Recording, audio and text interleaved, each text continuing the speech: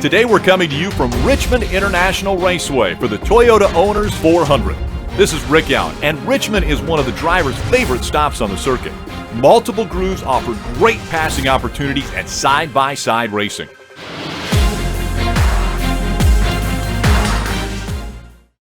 Welcome back to NASCAR Heat Evolution Career Mode. Today we're at Richmond International Raceway for the Toyota Owners 400. Leah Walker starting 33rd, and she's not off to a great start, obviously. David Reagan went right past her right off the bat. Oh man, here she comes. Here she comes. She's going to try for redemption. Last time at Bristol, she did pretty well, 7th place. But now this time, it's a different short track, and hopefully she'll do a lot better. Oh wow, she almost went through the pit road speed limits. Weird. That would have been awkward if she actually landed on pit road and probably would have gone a black flag. Ooh, look at Regan Smith getting a little loose. Oh, Brian Scott. Man, oh man, things are getting dicey already. Matt DiBenedetto gets by, and once again she nearly got into pit road. It's weird though, but still. Now we have 26 laps to go. And if you notice, Richmond, the first race, is now a day race. Before it was a night race, just like the fall race that decides the chase. But now Richmond has its own day race on Sunday. And this is the one. So it's nice that they switched over to a permanent day race and then kept the night race as the one that decides who gets into the chase. It adds a little bit more variety to it, so I think NASCAR is trying to go with a little bit more variety, having one track go day and one track go night. It's a really nice addition. Whoa, man, David Reagan and Casey Mears just slip and slide.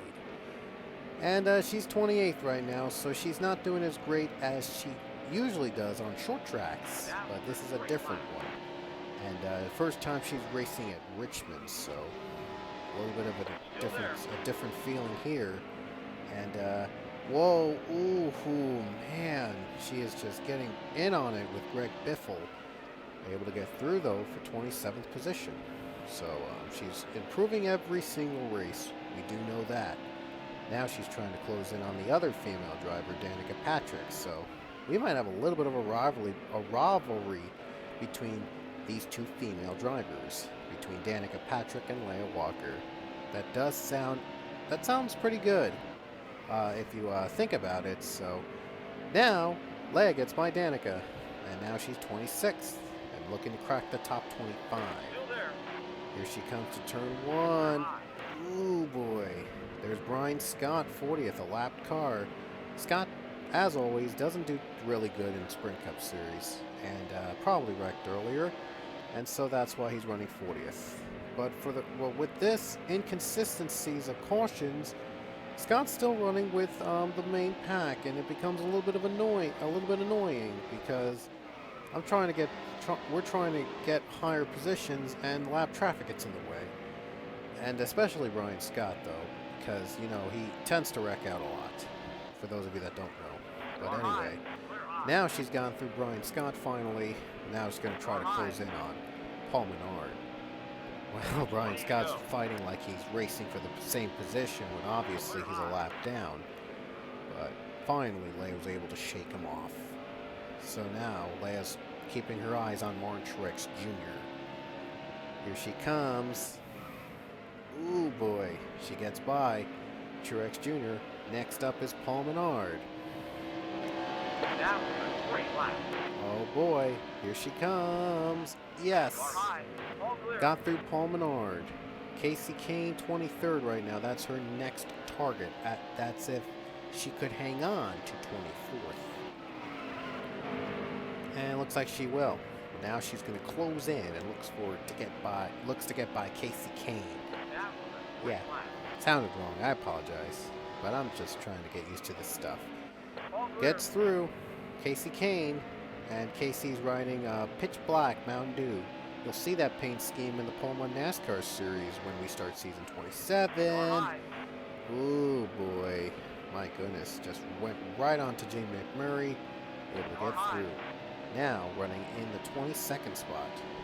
21st is now hers. Michael McDowell running pretty well in the 22nd position. Oh man, 3 wide now.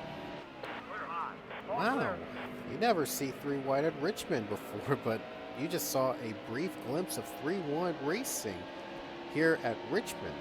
Yeah, we usually run the night version, by the way, in the series, and we're going to do so again. I'm hoping for a 2016 version of Entertown 3 of this track to come out, so I'm hoping for a newer version with the day and night versions because I would love to diversify a little bit. Anyway, 21st place is Leia. She's just passed through half the field, and that's where she normally runs on average. So she's doing pretty well, trying to keep her average the way it is and work her way from there.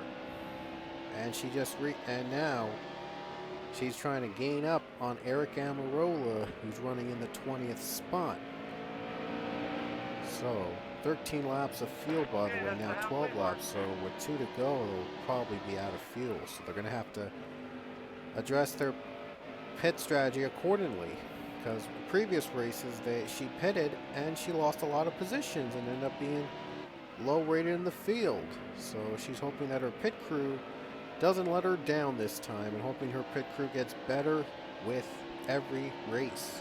That's a top priority for the team, because their pit crew was very slow in the past couple races, and it really cost Leia big finishes.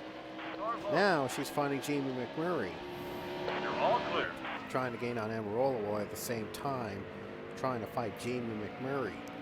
So this is going to get interesting. Seems that Jamie McMurray has something against Leia. I'm not sure what it is. Probably has something to do with his teammate Kyle Larson. So I guess Leia and Chip Ganassi cars are just not in the best of terms, not in the agreement of terms or something like that. So now she's trying to close in on Eric in the 20th position. She wants 20th. 11 laps to go. Oh, trying to get to 43. Oh man, the petty cars have also given her a tough time at this track. Oh man, more of the one. Oh, now Amarola gets tight, and he goes around. Amarola's around. Oh, man, caution. I knew it. Yellow comes out. She'll have to pit under yellow because it would be 1 lap short on fuel. She'll only go for a can of fuel, and she will do 4 tires, and she'll do some repairs. So let's see where she'll restart at. Was running 20th when the caution came out. Amarola obviously was the reason for the caution. At least they know when that caution came out at short tracks. And let's see where she restarts. She's coming down pit road. Well, actually she isn't, but she will come down pit road eventually. And then we transition to the green flag. Sometimes it takes a while to transition some tracks. And now she'll restart 28th. And now it's going to come down to the final couple laps. Here we go, green flag. 28th place. She restarts. She only lost 8 positions, so it wasn't too bad. Wasn't too bad, so at least she didn't start in the 30s. Could have been worse. Oh man, trying to get through Logano. And now 3 to go. 3 wide in front of her. Oh my goodness. Getting drivers up in smoke. Man, what is she doing? 2 laps to go here at Richmond.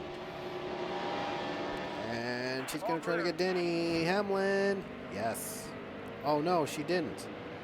She didn't get Hamlin. I thought she got Hamlin there, but she didn't. Now Amarola goes by again. We go again. Oh, boy. Trying to get redemption here. Coming to the white flag.